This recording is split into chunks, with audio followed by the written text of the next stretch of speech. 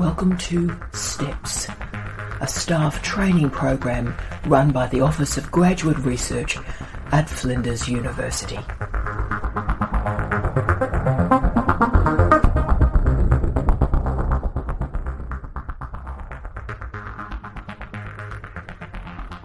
Hello, I'm Tara Brabazon. I'm the Dean of Graduate Research at Flinders University, and welcome to this STEPS presentation. STEPS, what does that mean? Yes, well, that is a professional development step for our extraordinary academic staff at Flinders University to move them into and through PhD supervision and supervisory training. And this short presentation today is on the part-time PhD. As listeners may remember, the podcast versions of our STEP program tend to be about the more quirky, minoritarian and individualised bespoke components of supervisory training. And indeed, yes, the part-time PhD is a minoritarian component of our enrolment, but it is a sizable minority. About 1/3 of our students at Flinders are part-time.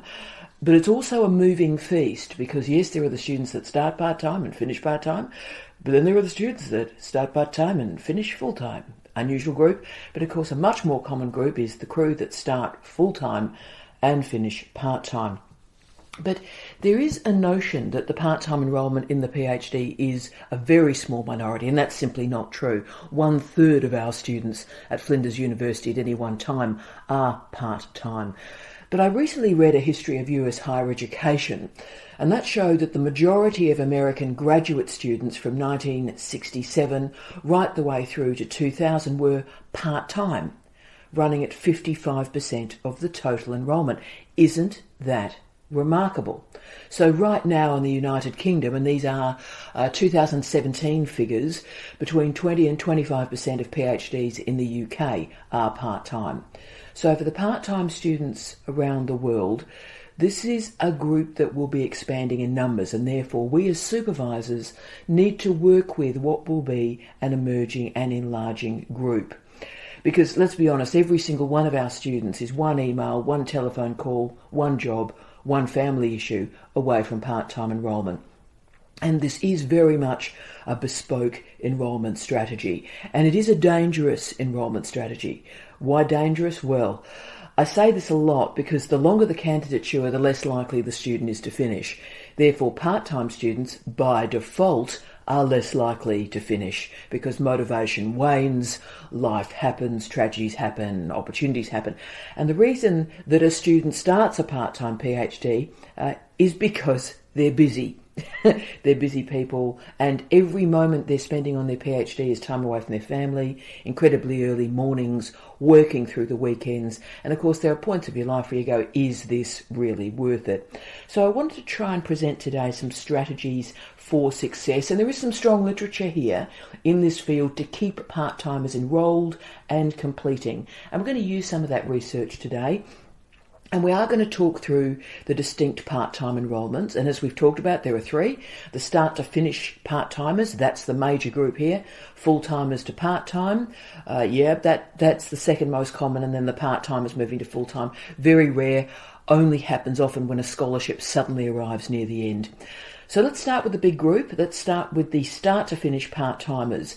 This is the group in full-time work, often with family responsibilities. They're skewed older, and either they do a PhD part-time or it will never get done. So I adore these people. We see them very commonly in education, allied health professions, law, and also some creative industries practitioners. So I have always about 1/3 of my students are in this enrolment.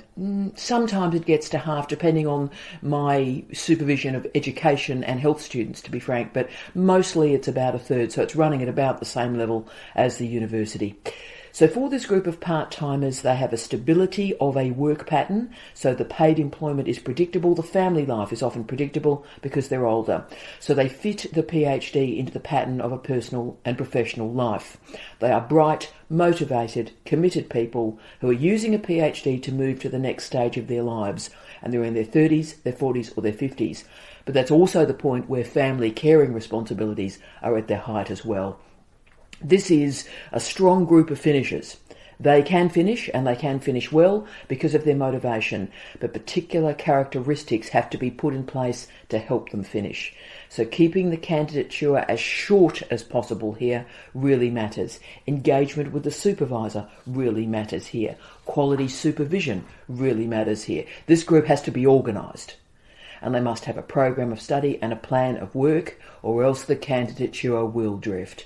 So what I do with this group is I meet my part-timers weekly as a supervisor, as I do with my full-timers. So I don't actually change my pattern of supervision or offering feedback to the part-timers or the full-timers, because that's how we get the part-timers through.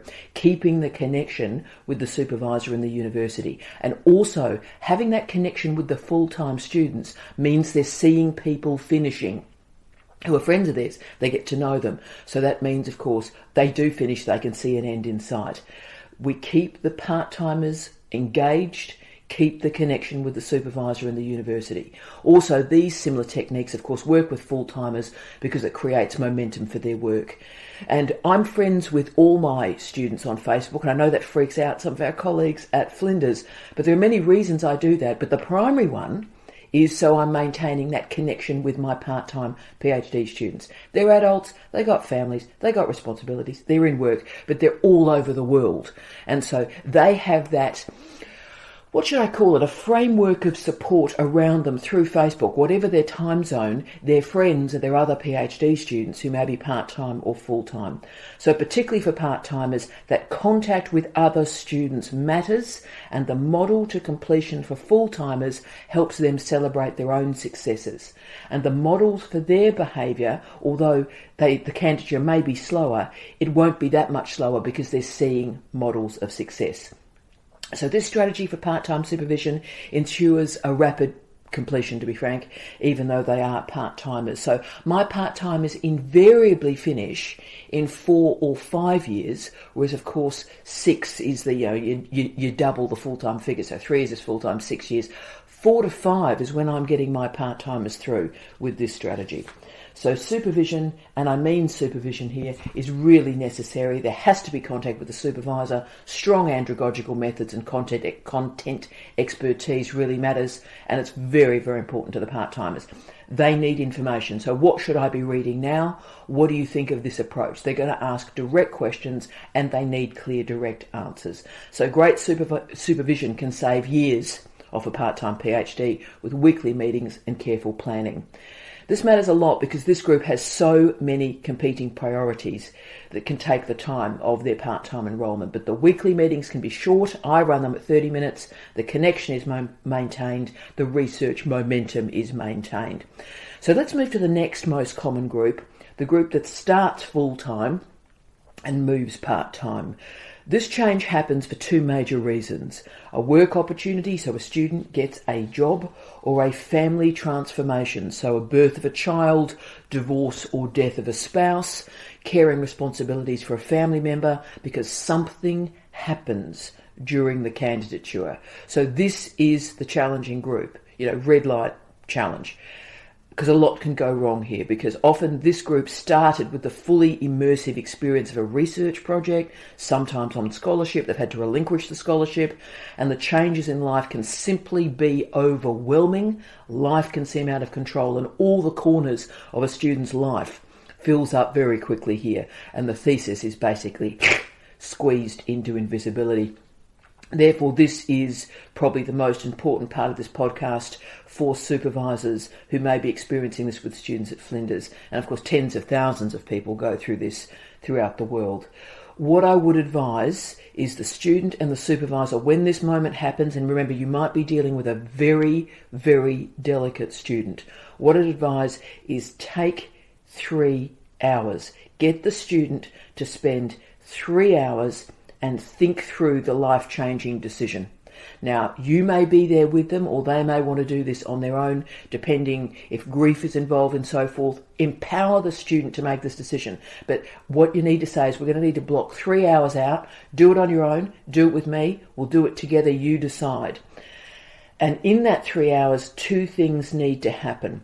The student, and indeed you, but the student needs to visualise a full-time life with a part-time PhD. Because remember, this is a change for them. They're used to the immersive research experience, that's gone.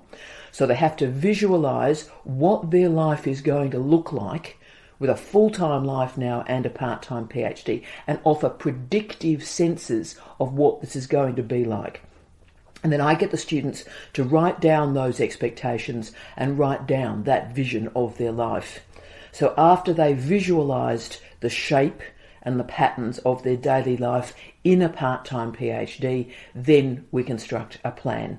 And this is a precise plan. Start with where they are now, and then start on when exactly are you going to work on this thesis. So this is about scheduling, finding blocks of 30 minutes, 1 hour, 2 hours during the week.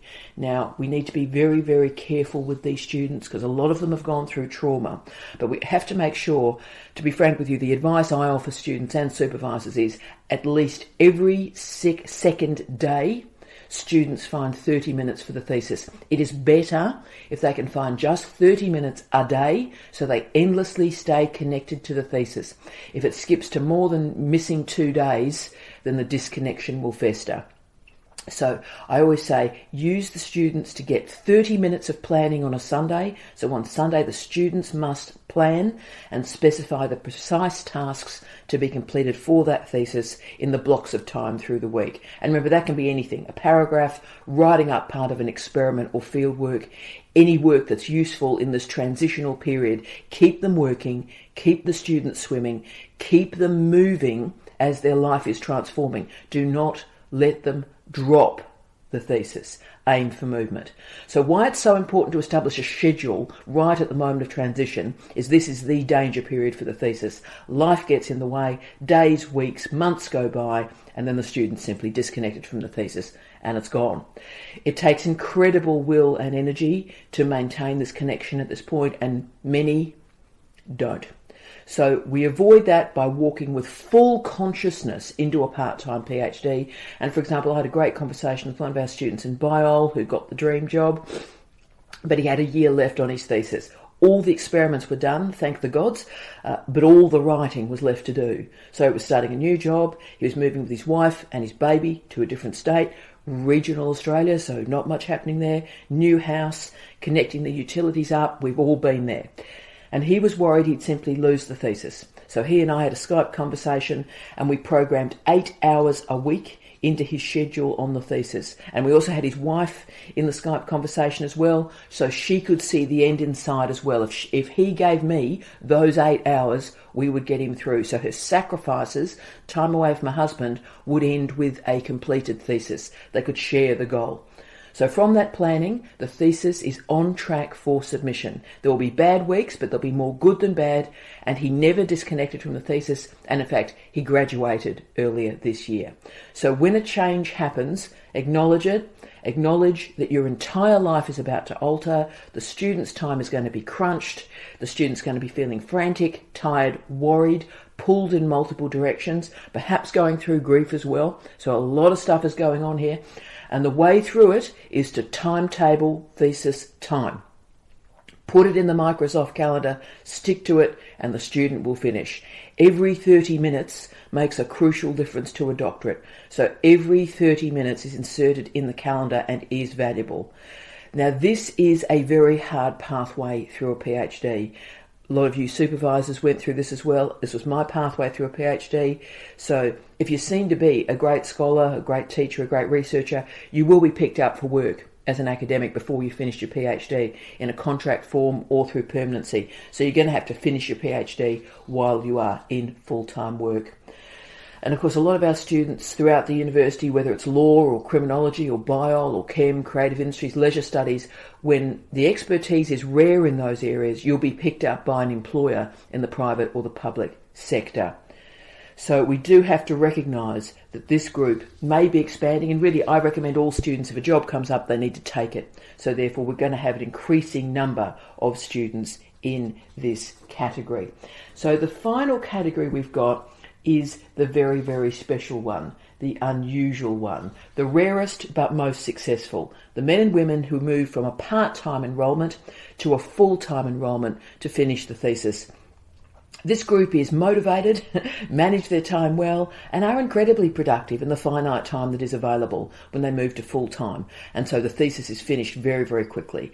This rare enrolment mode happens when, say, a family or a couple makes a decision, so the partner says, look, take 3 months or 6 months off your job, finish the thesis. Right? Or there's movement from full-time to part-time work, either through choice or necessity, that creates the space for full-time enrolment in the PhD. I've also seen great people enrol in a part-time thesis and then retire, and so the first year of their retirement, they've finished their PhD full-time. And can I say, that's a great movement into retirement strategy as well, and they are great theses, can I say. This group is the easiest to supervise. They continue with the weekly meetings from part-time candidature, but they actually have much more time to finish the research and write, and they enjoy it so much more. It's a great experience for the students. They can engage and become much more a part of student culture, meet other postgraduates, perhaps go to seminars for the first time. So this is terrific. The success of this group is often confirmed by a completion scholarship. So many universities, including Flinders, holds back a little bit of funding to allow students to focus full-time on their thesis in the first 3 months. So this is a group that's never been on scholarship, and if they've had incredible progress in that way, a competitive completion scholarship is available that allows them to move full-time for 3 or 6 months. This is the most successful funding model that exists in the doctoral space, the completion scholarship. Committed part-time students, nearly finished, moving full-time for 3 or 6 months, submitting the thesis. And in my entire career, I've never seen one of these students fail to deliver. So the key final thought for those of us who supervise part-time students is that the research demonstrates that the following factors are necessary for part-time PhD completion. 1, supportive family. It always takes a family to finish a PhD, and every single person in a family and friends are involved in that completion. But in the case of a part-time PhD, the entire family, parents, kids, brothers, sisters, need to understand the strain the student is under, and the supervisor is involved in framing that experience for the family and friends. The house may not be clean to the satisfaction of all parties. Meals may be a bit more than beans on toast. And then, of course, there's the weekends. And this is the challenging bit. That, all of us would love to spend time with our loved ones on Saturdays and Sundays. But with a part-time PhD, that will be limited. Assuming that family life will go on as usual while enrolled in a PhD is just simply wrong. And therefore, the family has to have a sense of what the PhD is about. Interestingly enough, I can't tell you how many partners email me and contact me. They watch my weekly vlogs I, of course, give for our students at Flinders. They watch them with their partner, and they have a sense of what their partner is going through by watching those videos. So who knew when I started doing those? But that's sharing the experience of the PhD, so it's not a mystery. The second characteristic of the part-time PhD completers is a predictable job. Now, this doesn't mean an easy job or a hard job, wages or a salary. What it means is the student knows what hours of work they will be doing the following week, and therefore they can plan 8 to 10 intense hours into the doctorate as a minimum.